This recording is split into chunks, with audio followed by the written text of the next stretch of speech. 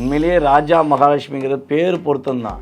ஆனால் என்ன செயல்பாடிலேயே அந்த ஏக்கம் மனசுக்குள்ளே எப்பயுமே உங்களுக்கு ரிஷபராசி என்பவர்களுக்கு என்னையா இது மனுஷ வாழ்க்கை ஒரு நிம்மதியே கிடையாதான் அப்படிங்கிற வார்த்தைகளை நீங்கள் கடந்த கால 2.5 வருஷத்தில் அதிகமாக பயன்படுத்திருக்கீங்க. எதுவுமே சிறப்பாக செய்ய முடியாது. எதை செஞ்சாலும் ஒரு தயக்கத்தோடு செய்வோம் பார்த்தீங்களா, அந்த தயக்கம் உங்களுக்கு அதிகமாக இருந்திருக்கும். இதை செய்யவா வேண்டாமாங்கிற தயக்கம் இருந்திருக்கும்.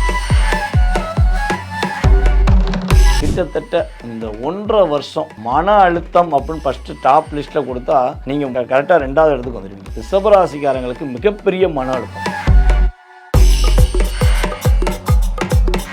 தொழிலில் ஒரு நிம்மதியான அமைதி இல்லை அப்படின்னு சொல்லி கவலைப்பட்டு கொண்டிருந்த ரிஷபராசி அன்பர்களுக்கு இந்த மே மாதம் இறுதியிலிருந்து, அதாவது நீங்கள் பார்க்க போகிற இந்த ஜூன் மாதம் துவக்கத்திலிருந்து,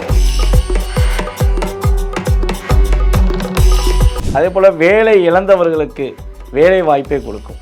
வேலை வாய்ப்புனா சாதாரண வேலை வாய்ப்பு இல்லை. நீங்கள் என்ன வேலையில் இருந்தீங்களோ அதை விட அடுத்த கட்ட நகர்வை நோக்கி பயணிப்பதற்கான ஒரு வேலை வாய்ப்பு. ஒரு மேனேஜர்னா அதுக்கு மேலே ஒரு மேனேஜர்.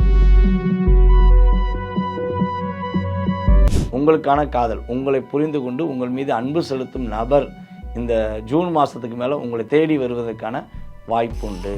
அதேபோல் நம்மளுடைய ரிஷபராசிக்காரங்களில் யாரெல்லாம் குழந்தை பாக்கியத்துக்காக காத்திருக்கிறீர்களோ உறுதியாக குழந்தை பாக்கியம் கிடைப்பதற்கான பாக்கியம் இருக்குது.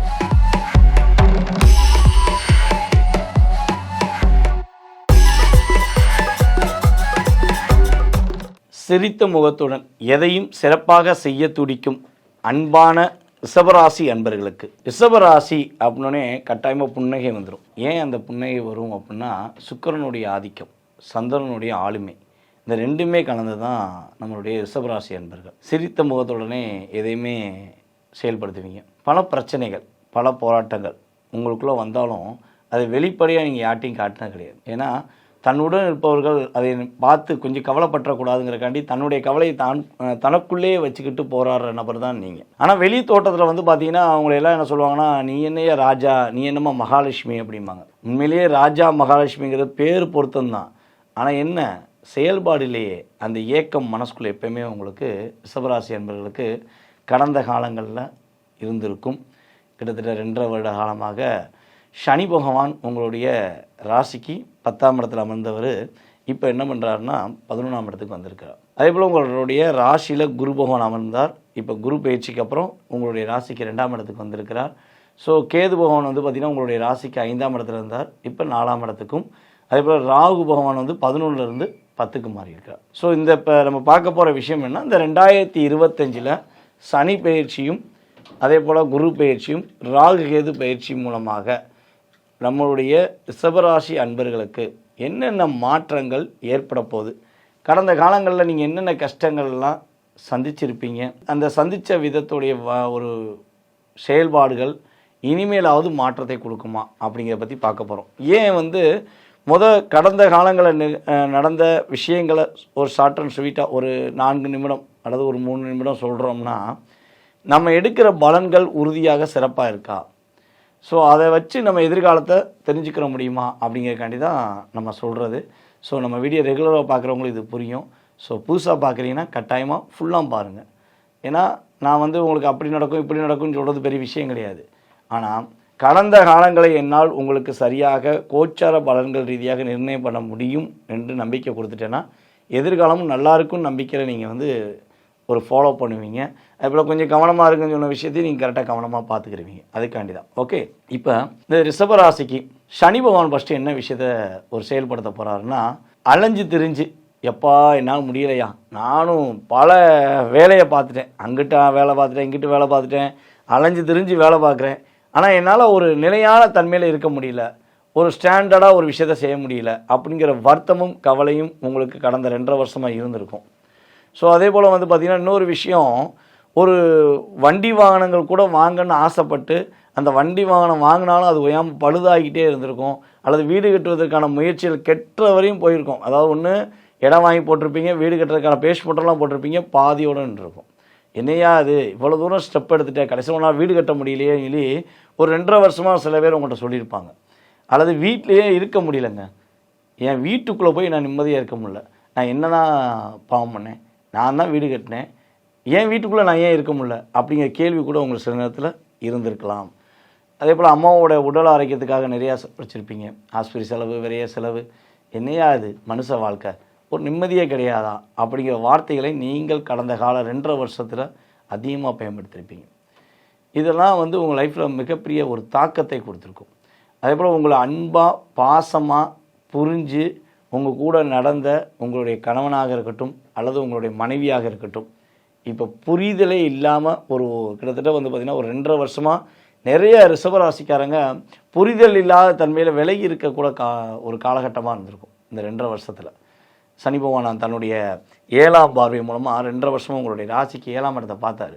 அதனால தான் நட்பு மூலமாக ஏமாற்றம், அதே போல் கணவன் மனைவிக்குள் ஒரு ஏமாற்றம், அதே போல் திருமணம் பூ வச்சு நின்னது, நிச்சயம் பண்ணிட்டு நின்னது. பூ வச்சுன்னா உறுதி செய்தல் அப்படின்னு சொல்லுவோம். எங்கள் ஊர் சைடு பூ வச்சு நின்னதுன்னு சொல்லுவோம். ஸோ அப்படி பூ வச்சு நின்னது, அதே போல் அதாவது நிச்சயம் பண்ணிவிட்டு மணமேடை வரை போயிட்டு இல்லை மாப்பிள்ளை கேரக்டர் சைடில் இல்லை பொண்ணோட கான்செப்ட் எங்களுக்கு ஏதோ ஒரு விஷயத்தில் ஃபேமிலி பிடிக்கல அப்படின்னு சொல்லி வெளியே வந்த நபர்கள்லாம் ரிஷபராசி என்பர்கள் அதிகமாக இருப்பதற்கான கொஞ்சம் வாய்ப்பு இருக்குது. இது பொது பலன்களே, திரும்பியும் சொல்கிறேன், நான் சொல்கிறது எல்லாமே பொது பலன்களே. இது சுய ஜாதகம் வேறு. ஓகேவா? ஸோ இவ்வளோ பிரச்சனைகள், இவ்வளோ போராட்டங்கள், இது சனி பகவான் கொடுத்தது. இதில் குரு பகவான் பார்த்திங்கன்னா ராசிலேயே அமர்ந்தார். அப்போ குரு ராசியில் அமர்ந்தால் எப்படின்னா, ஒரு ஆசிரியர் நம்ம பக்கத்தில் அமர்ந்தாங்கன்னா நம்ம என்ன பண்ண முடியும்? எதையுமே சிறப்பாக செய்ய முடியாது. எதை செஞ்சாலும் ஒரு தயக்கத்தோடு செய்வோம் பார்த்தீங்களா? அந்த தயக்கம் உங்களுக்கு அதிகமாக இருந்திருக்கும்.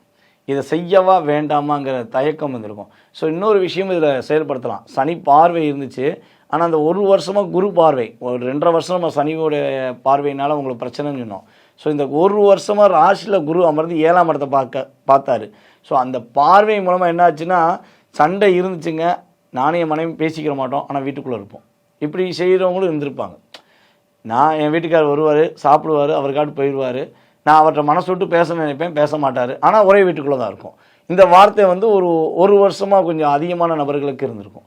ஓகேவா? ஏன்னா குரு பார்வை இருக்குல்ல, தன்னுடைய குடும்பத்தை எப்படியாச்சும் ஒரு புரிதலோடு ஏற்றுக்கிட்டு நடக்கக்கூடிய சூழ்நிலை வந்துடாதான் ஒரு இயக்கத்தில் அட்ஜஸ்ட் பண்ணி வாழ்ந்துக்க வேண்டிய சூழ்நிலைலாம் இருந்திருக்கும். இது குரு பகவானுடைய செயல்பாடில் ஒரு சின்ன மாற்றம் உங்களுக்கு கடந்த காலங்களில் ஏற்பட்டிருக்கும். ஸோ அதுக்கடுத்து பார்த்திங்கன்னா, இந்த கேது பகவான் பார்த்திங்கன்னா உங்களுடைய ராசிக்கு எத்தனாம் இடத்துல அமர்ந்தார்னா 5ல் அமர்ந்தார். கிட்டத்தட்ட இந்த 1.5 வருஷம் மன அழுத்தம் அப்படின்னு ஃபஸ்ட்டு டாப் லிஸ்ட்டில் கொடுத்தா நீங்கள் கரெக்டாக 2வது இடத்துக்கு வந்துடுவீங்க. சில பேர் முதல் இடம் சொல்லி கமாண்டில் கூட கொடுக்கலாம் எனக்கு. ஏன்னா ரிஷபராசிக்காரங்களுக்கு மிகப்பெரிய மன அழுத்தம், மிகப்பெரிய பிரச்சனை. அதுவும் ரிஷபராசியில் கார்த்திகை நட்சத்திரக்காரங்க பார்த்திங்கன்னா பல பேர் வேலையை விட்டு நிற்க வேண்டிய சூழ்நிலைலாம் நடந்திருக்கும். இந்த 1 வருஷத்தில் கிட்டத்தட்ட நம்ம என்ன அக்யூரேட்டாக சொல்லணும்னா, கார்த்திகை நட்சத்திரத்துக்கு டிசம்பர் 2024 நவம்பர் டு டிசம்பர், அதுலேருந்து இந்த மே எண்டுக்குள்ளே நான் வேலையை விட்டு நின்றுட்டேன், வேலையில் பிரச்சனைங்க, வேலை பார்க்கவே பிடிக்கலைங்க அப்படின்னு சொல்லி இருந்துச்சு அப்படின்னு உண்மையிலே நடந்துச்சுன்னா கீழே கமெண்ட்ஸில் கொடுங்க. ஏன்னா நீங்கள் கமெண்ட்ஸில் உண்மையாக இருக்குது அப்படின்னு நீங்கள் கொடுத்தீங்கன்னா பல பேர் இந்த ஜோதிடத்தை இன்னும் நம்புவாங்க. ஏன்னா ஜோதிடம் என்பது பொய்யல்ல. திரும்ப நான் சொல்கிறது என்னென்னா, ஜோதிடம் 100% உண்மை. எங்களை மாதிரி ஜோதிடர்கள் சொல்கிற விஷயங்கள் 100% உண்மையாங்கிறது இறைவனுடைய செயல் தான். ஓகேவா? நான் எல்லா ஜோசியரும் என்னையும் சேர்த்து தான் சொல்லுவேன். ஏன்னா நான் தான் நல்ல ஜோசியர் அப்படிலாம் சொல்ல வரல. எல்லாருமே பொதுவாக எங்களுடைய வாக்கு பலிதம், கிரகங்களுடைய ஆசீர்வாதம், இதன் அடிப்படையில் தான் நம்ம சொல்கிறோம். ஸோ உங்களுக்கு கிட்டத்தட்ட ஒரு 1.5 வருஷமாக அதிகமாக மன அழுத்தம் இருந்தாலும் கமெண்ட்ஸில் உறுதியாக மன அழுத்தம் இருந்துச்சு, ஏமாற்றம் இருந்துச்சு, ஸோ இந்த பிரச்சனை சந்திச்சேன்னு சொல்லி உங்களுடைய கமெண்ட்ஸில் கருத்துக்களை கொடுங்க. ஸோ அதே போல் பார்த்திங்கன்னா வேலையை விட்டு நின்றுட்டேங்க அப்படிங்கிறவங்களும் உங்களுடைய கருத்துக்களை சொல்லலாம். உங்களுக்கு என்ன அடுத்து நடக்க போகுதுங்கிறத நான் தெளிவாக சொல்லிடுவேன். ஓகேவா? ஸோ இவ்வளோ பிரச்சனைகள், இவ்வளோ சிக்கல்கள், நிம்மதியான செயல்பாடு இல்லை, போராட்டம், தொழிலில் ஒரு நிம்மதியான அமைதி இல்லை அப்படின்னு சொல்லி கவலைப்பட்டு கொண்டிருந்த ரிஷபராசி அன்பர்களுக்கு இந்த மே மாதம் இறுதியிலிருந்து, அதாவது நீங்கள் பார்க்க போகிற இந்த ஜூன் மாதம் துவக்கத்திலிருந்து உங்களுக்கு கிட்டத்தட்ட சனி பகவானும் சரி, குரு பகவானும், அதே போல் ராகுகேது பகவான் அனைவருமே உங்களுடைய வாழ்க்கையில் நீங்கள் எதிர்பார்க்காத நல்ல விஷயங்கள், எதிர்பார்த்த சிறப்பான விஷயங்கள் எல்லாத்தையுமே நடத்தி கொடுக்க போகிறாங்க. அப்படி எப்படிங்க கொடுப்பாங்க அப்படின்னு சொல்லி பார்த்தீங்கன்னா, உங்களுடைய மன அழுத்தம் ஃபஸ்ட்டு நீங்கள் போகுது. மன அழுத்தம் இல்லாத நிலைமை, நீங்கள் என்ன நினைக்கிங்களோ அதை நீங்கள் செயல்படுத்த போகிறீங்க. சிரித்த முகத்துடன் செயல்படுவீங்கன்னு நான் ஒரு வார்த்தை சொன்னேன் பார்த்தீங்களா, அது வெளிப்படையாக இனிமேல் உண்மையாக இருக்கும். மனசு ரீதியாகவே என்ன பண்ணுவீங்கன்னா, ஒரு சந்தோஷம் இருக்கியா, இவ்வளோ நாளாக சந்தோஷத்தை தானே எதிர்பார்த்தோம், இப்போ ஒரு சந்தோஷம் இருக்குது, ரிலாக்ஸ், ஓகே அப்படிங்கிற ஒரு செயல்பாடு உங்களுக்கு கிரகங்கள் வாய்ப்பளிக்கும். அதே போல் வேலை இழந்தவர்களுக்கு வேலை வாய்ப்பை கொடுக்கும். வேலை வாய்ப்புனா சாதாரண வேலை வாய்ப்பு இல்லை, நீங்கள் என்ன வேலையில் இருந்தீங்களோ அதை விட அடுத்த கட்ட நகர்வை நோக்கி பயணிப்பதற்கான ஒரு வேலை வாய்ப்பு. ஒரு மேனேஜர்னால் அதுக்கு மேலே ஒரு மேனேஜர், அதை என்ன சொன்னால் அசிஸ்டன்ட் மேனேஜராக இருந்த ஒரு மேனேஜர் ஆயிடுவார், இல்லை அதுக்கடுத்து ஜெனரல் மேனேஜர் ஆயிடுவான்னு சொல்லுவாங்க பார்த்தீங்களா. ஸோ அதே மாதிரி ஒரு போஸ்டிங்குரிய விஷயங்களில் வேலை கிடைக்கும். நீங்கள் அதாவது உயிரை கொடுத்து வேலை பார்த்தும் கூட மதிப்பில்லைன்னு சொல்லி காத்திருந்தீங்க பார்த்தீங்களா, இனிமேல் உங்களுடைய வேலைக்கான மதிப்பு கிடைக்கும், உங்களுக்கான அங்கீகாரம் கிடைக்கும். தொழிலில் புதிய தொழில் தொடங்குவதற்கான வாய்ப்பு உண்டு, அந்த தொழிலில் நல்ல லாபம் கிடைப்பதற்கான வாய்ப்பு உண்டு, இரட்டை தொழில் பார்ப்பதற்கான வாய்ப்பு உண்டு. ஒரு தொழில் மட்டும் இல்லாமல் 2 தொழில் பார்ப்பதற்கான வாய்ப்பெலாம் கிரகங்கள் கொடுக்குது. வேலை ஆட்கள் இல்லை என்ற கவலை இனிமே இல்லை. ரிஷபராசி என்பவர்களுக்கு புதிய வேலையாட்கள் கிடைப்பாங்க. தொழில் பண்ணுறவங்க வேலையாட்கள் தான் பிரச்சனையாக இருக்குன்னு சொல்லி வருத்தப்பட்டீங்கன்னா உங்களுக்கான வேலையாட்கள் கிடைப்பதற்கான வாய்ப்பு உண்டு. அதேபோல் ரிஷபராசியில் நான் கவர்மெண்ட் ஜாப்காண்டி ட்ரை பண்ணியிருக்கேன், 2 முறை 3 முறை நானும் ஒரு கடைசி பாயிண்டில் போய் தோத்துட்டேன் அப்படின்னு சொல்லி வருத்தப்பட்டீங்கன்னா அரசாங்க வேலை பெறுவதற்கான வாய்ப்புகள் கிரகங்கள் உங்களுக்கு சாதகமாக கொடுக்கிறது. உறுதியாக நீங்கள் இந்த வருடம் 2025 ஜூன் மாதத்தின் துவக்கத்திலிருந்து, அதாவது மே மாதமே எண்டிலே இந்த கிரகங்கள்லாம் டோட்டலாகவே பயிற்சியாகி முடிச்சிட்டாங்க. ஸோ ஜூன் மாதம் துவக்கத்திலிருந்து நம்மளுடைய ரிஷபராசி அன்பர்கள் முழு நம்பிக்கையுடன் அரசாங்க வேலைக்காக முயற்சி எடுத்திங்கன்னா உறுதியாக அரசாங்க வேலை உண்டு. அரசாங்க வேலையில் வேலை பார்த்து நேர்மையாக வேலை பார்க்குறேன், எனக்கான அங்கீகாரத்தை கொடுக்க மாட்டேங்காங்க, எனக்கு ப்ரொமோஷனே வரல அப்படின்னு சொல்லி வருத்தப்பட்டீங்கன்னா உறுதியாக உங்களுக்கான பதவி உயர்வு கொடுக்கக்கூடிய அமைப்பில் கிரகங்கள் சாதகமாக இருக்கிறது. கடன் பிரச்சனையிலேருந்து மீள போகிறீங்க, கவலையிலேருந்து உறுதியாக வெளியே வந்துடுவீங்க, மன அழுத்தம் கிடையாது. அதுபோல் அம்மாவுடைய உடல் ஆரோக்கியம் சம்மந்தப்பட்ட விஷயங்களில் நல்ல ஒரு மாற்றம் இருக்கும், முன்னேற்றம் இருக்கும், தேவையில்லாத விரைய செலவுகள் வராது. இதெல்லாம் உங்களுக்கு ஒரு மிகப்பெரிய பொக்கிஷமான விஷயம். ஐயா நான் காதல் செஞ்சுக்கிட்டு இருக்கேன், என் காதலில் தோல்வி ஆயிடுச்சு, நான் ரிஷபராசி, நான் காதல் பண்ணுறேன், என் காதலில் தோல்வி ஆயிடுச்சு, காதலில் ரொம்ப கஷ்டப்பட்டேன், என்னை ஏமாற்றி என்னுடைய லவர் போயிட்டாங்க, அப்போ நான் என்ன பண்ணே தெரியல அப்படிங்கிற மன அழுத்தத்தில் இருக்கேன்னா கவலையே விடுங்க. உண்மையாக லவ் பண்ணிதாருன்னா திரும்ப தேடி வந்துடுவாங்க. உண்மையாக 100% லவ் பண்ணி தான் திரும்பி வந்துடுவாங்க. ஸோ அப்படி லவ் பண்ணாத போலியான நபராக இருந்தால் திரும்பி கூட பார்க்க மாட்டாங்க. அவங்க திரும்பி பார்த்தாலும் நீங்கள் பார்க்காதீங்க. உங்களுக்கான காதல், உங்களை புரிந்து கொண்டு உங்கள் மீது அன்பு செலுத்தும் நபர் இந்த ஜூன் மாதத்துக்கு மேலே உங்களை தேடி வருவதற்கான வாய்ப்பு உண்டு.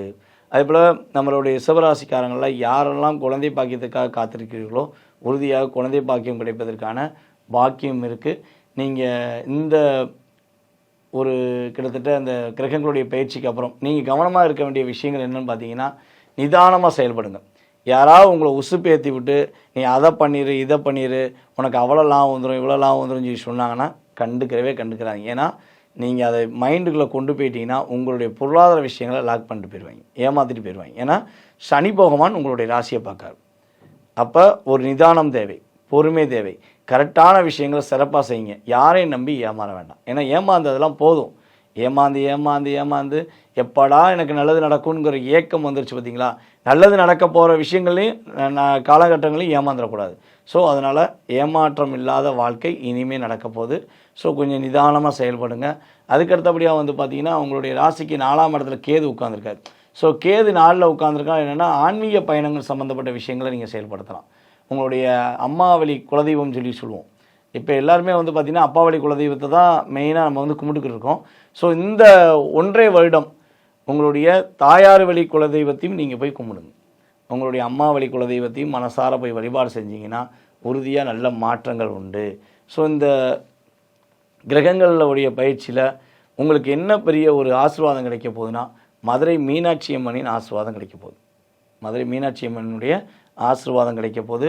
மறக்காமல் இந்த வருடம் குறைந்தது 2 முறையாவது மதுரை மீனாட்சி அம்மனை போய் நம்மளுடைய ரிஷபராசிக்காரங்க போய் பார்த்தா அரசாளும் மீனாட்சி மாதிரி உங்களுடைய வாழ்க்கையும் சிறப்பாக இருக்கும், மகிழ்ச்சியாக இருக்கும்.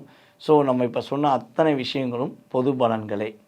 உங்களுடைய சுய ஜாதக ரீதியாக உங்களுக்கு பலன்கள் தெரிஞ்சுக்கணும், உங்களுடைய எதிர்கால வாழ்க்கை சம்மந்தப்பட்ட விஷயங்கள் தெரிஞ்சுக்கணுன்னா கீழே உள்ள வாட்ஸ்அப் நம்பருக்கு நீங்கள் உங்கள் டீட்டெயில்ஸ் போட்டு விடுங்க. உங்களுக்கான அப்பாயின்மெண்ட் கொடுக்கப்படும். அந்த நேரத்தில் உங்களுடைய சுய ஜாதகத்தை தெளிவாக சொல்ல முடியும். ஏன்னா பொது பலன்களை ஏன் இவ்வளோ விஷயங்களை வெளிப்படையாக சொல்கிறோம்னா உங்களுக்கு 20% உங்களுடைய வாழ்க்கையில் இது ஒரு பெரிய ஒரு முன்னேற்றத்துக்குரிய விஷயமும் ஒரு தாக்கத்துக்குரிய விஷயமும் நடந்திருக்கும். ஸோ இதெல்லாம் உண்மை என்று நீங்கள் ப்ரூஃப் பண்ணிட்டீங்க, உங்களுக்கு மைண்டில் தோணிச்சுன்னா ஆட்டோமேட்டிக்காக என்ன பண்ணுவீங்க, சுய ஜாதகத்தை செக் பண்ணுவீங்க. அப்போ சுய ஜாதகங்கிறது தான் உங்களுடைய வாழ்க்கையை, உங்களுடைய எதிர்பார்ப்புகளை முழுமையாக கூறக்கூடிய விஷயமாக இருக்கும். ஸோ விரும்பும் நபர்கள் உறுதியாக கீழே உள்ள டீட்டெயில்ஸ்க்கு அனுப்பிவிடுங்க. உங்களுக்கு முன்பதிவு செய்தவர்களுக்கு உறுதியாக ஜாதக பலன் தெளிவாக கூறப்படும் என்று கூறிக்கொண்டு, வாய்ப்பளித்த நல்ல உள்ளங்கள் அனைவருக்கும் எனது பணிவான வணக்கத்தையும் நன்றியும் கூறி விடைபெறுகிறேன். நன்றி, வணக்கம்.